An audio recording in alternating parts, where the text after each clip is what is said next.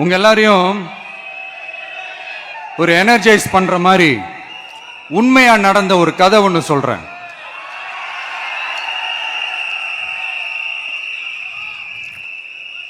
சொந்த நாட்டையே ஒரு கூட்டம் அபகரிக்குது.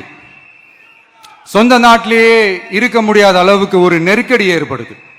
ஸோ வேற வழி இல்லாம அந்த நாட்டை விட்டே வெளியே போய் வேற ஒரு இடத்துக்கு போய் காடு மலை அப்படி இப்படின்னு சுத்தி மறைஞ்சு வாழ வேண்டிய ஒரு சூழ்நிலை ஏற்படுது.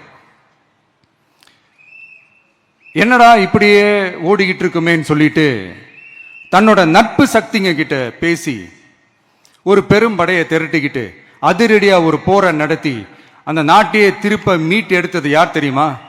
நம்ம கொள்கை தலைவர்களை ஒருத்தரான ராணி வேலு நாச்சியார் அவர்கள் தான். அவங்களுக்கு அந்த நட்பு சக்தியா கூட இருந்து உழைச்சது சின்ன மருது, பெரிய மருது, சையது, கார்கின்னு சொல்லிட்டு அந்த 3 பேரும் தான். ஆங்கிலேயர் படை, ஆற்காட்டு படை மாதிரி அந்த 2 பெரும் படையை அடிச்சு துவம்சம் பண்ணிட்டு அந்த நாட்டையை திருப்பி மீட்டு எடுத்தது வேலு நாச்சியார். அன்னைக்கு இருந்த ஆங்கிலேயர் படை, ஆற்காட்டு படை மாதிரி இன்னைக்கு என்னென்ன படை இருக்குதுன்னு உங்க எல்லாருக்குமே நல்லா தெரியும். அதனால அந்த 2 படை மட்டும் இல்ல, இன்னும் எத்தனை படை வந்தாலும் எதிர்த்து நின்று ஃபேஸ் பண்றதுக்கு ஒரு நல்ல தலைமையும் இத்தனை சக்திகள் என் கூட இருக்கும் போது, இத்தனை சின்ன மருது, இத்தனை பெரிய மருது, இத்தனை சையது, கார்கிகள் என் கூட இருக்கும் போது